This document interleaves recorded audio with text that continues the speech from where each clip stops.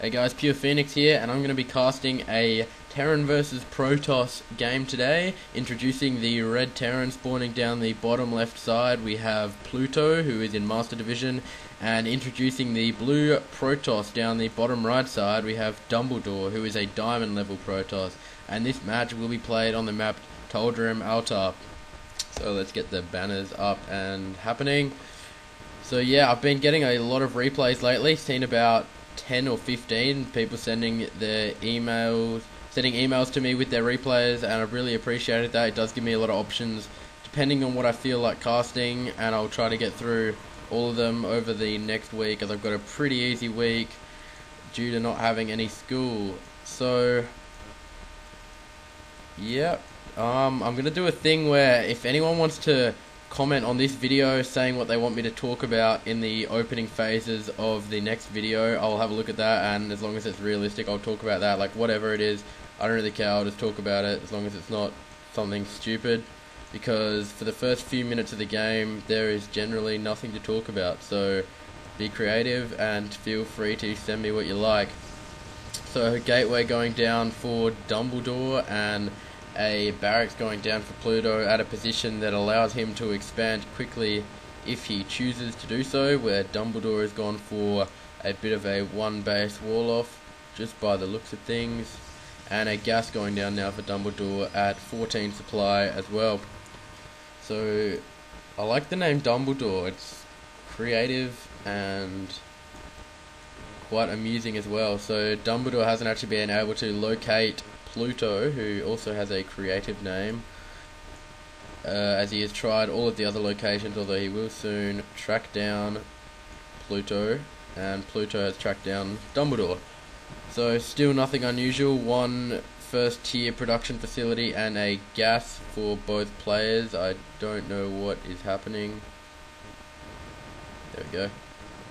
And just a little SCV starting to attack this pylon, and now a cybernetics call goes straight away down for Dumbledore again, and a marine coming out of the barracks for Pluto, as well as an orbital command coming. So the probe might actually die due to this marine, so that'll be well played by Pluto. He might not actually see if there is an expansion down yet, and no, he gets inside the base but he does get through, and this SCV returns home, and we have a zealot coming out now for Dumbledore. But yeah, still nothing to comment on, so you can understand why I am taking suggestions on what to comment on for the first few minutes. So now an expansion is going down at right on the 4-minute mark for Pluto at 19 supply, and this SCV returns home after being away for so long, and now this barracks can move away to create more room. Stalker coming out of the gateway, as well as warp gate being researched, but still a lot of options for Dumbledore. He might consider expanding quickly himself just to keep up with his opponent, the master level Terran, as that would be a wise thing to do. You don't want to let him be on one base ahead of you since the 4-minute mark, because that will just cause trouble later on. And both players have two gases now. Dumbledore is actually mining from his, although Dumbledore has got a lot more harvesters, as he has been chrono boosting his a fair bit, and Pluto has made certain sacrifices in order to get an expansion. So Dumbledore's done the quick check around for some kind of forward barracks or bunker, and he's realised that the coast is clear, so he might actually push out to put a bit of pressure on his opponent, who is positioned very closely to him, although this bunker will prevent any significant pressure being dealt. And now this factory goes and lands right here and produces a siege tank straight away with the tech lab that it swapped, and now a expansion does go down for Dumbledore. So both at one base, although Pluto has already finished his expansion, and now the stalkers move up and see the bunker. They might have a bit of a shot. That Zealot gets away on 2 health, and Dumbledore backs out. He took about half of that barracks and then chose to fight another day. So now 3 total gateways for Dumbledore. We might see some kind of tech hidden over here, or that could just be to detect any kind of drop play from Pluto. So we're seeing siege tank being researched and early siege tanks for Pluto, and we might see a starport go down perhaps, and we do see a missile turret as well for Pluto. So there's no signs of a drop happening really, but fair enough, everyone's got their own paranoia to worry about. And at this stage, the harvesters count, Dumbledore is still leading a lot. He hasn't stopped probe production, and he hasn't stopped chrono boosting those probes since the beginning of the game, and his expansion now finishes, and he starts to transfer a small number of workers over, and he only has 3 gateways still at this stage in the game.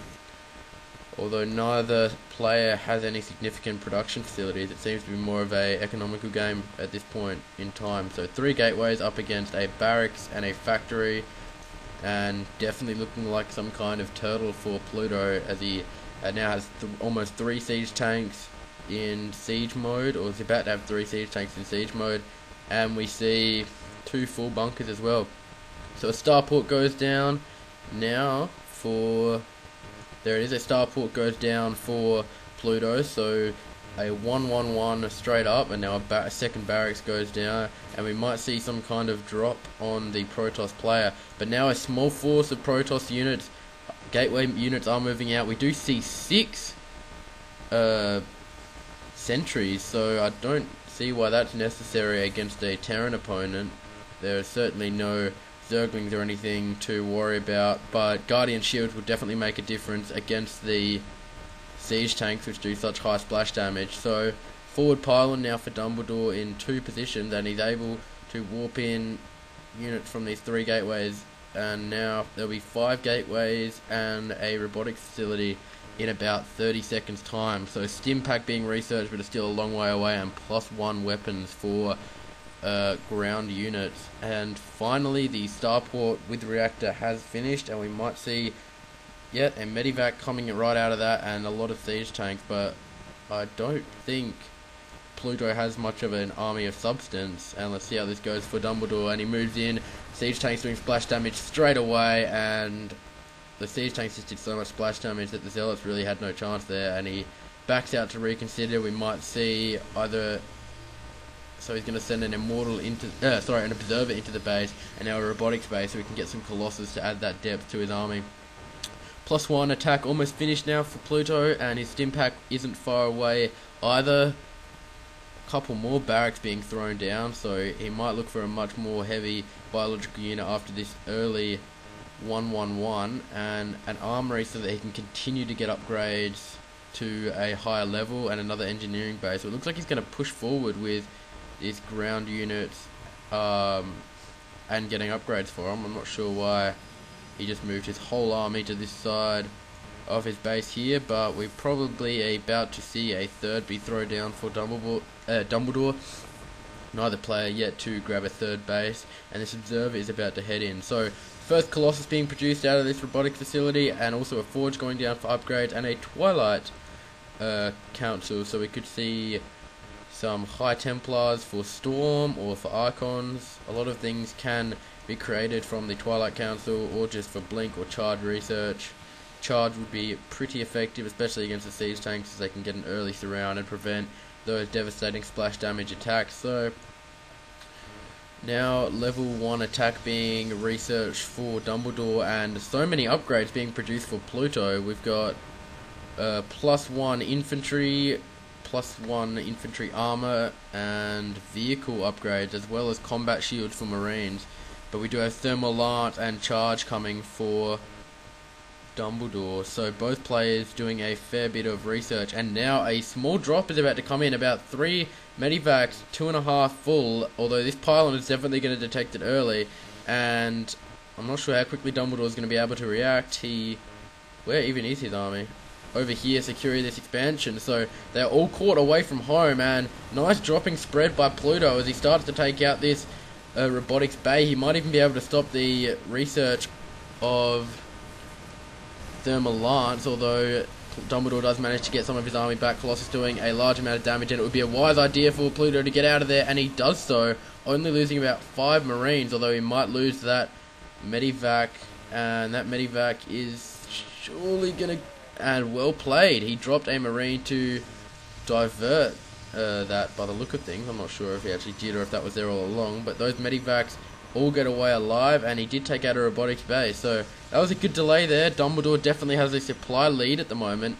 Army tab, he's just dominating on that front, but that is because all game he's been getting an aggressive army, while Pluto started early, turtling up with 5 siege tanks and a couple of missile turrets, and only now he now has 6 barracks, maybe 7 barracks in total, and he salvages those bunker. Maybe it's time for him to do some kind of aggressive. 7 barracks in total, and 2 more starports going down, and a 3rd base.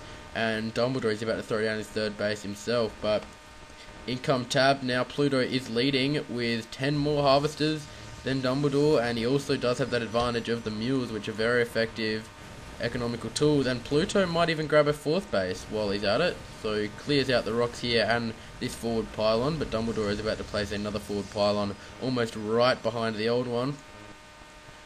And Blink also being researched out of the Twilight Council, a lot of heavy Colossus production, more gateways, more upgrades, forge upgrades, and looks like it's going to come down to 1 or 2 battles, although at any time these medivacs can come and drop straight back into the mineral line, because Dumbledore is definitely away from home, having all his army at this ramp here. So large transfer of SCVs to the new base, almost 14 of them, and a couple of gas going to be thrown down, and will we see, yes, we'll see a 4th base for Pluto as well. So Pluto might actually take the lead on bases here once again. And yeah, so more upgrades now for Dumbledore out of his forges, more upgrades for Terran for the biological units. Does he have? There's his army. They are now on level 2 attack, and he is researching level 3 attack for them as well, and they will have level 2 armor also. If we have a look at Dumbledore's upgrades, he's got level 2 attack, but he hasn't got any armor upgrades. He does, however, have charge available for his zealots, Blink available for his stalkers, and surely his thermal lance upgrade. Yeah, that's about halfway now as well.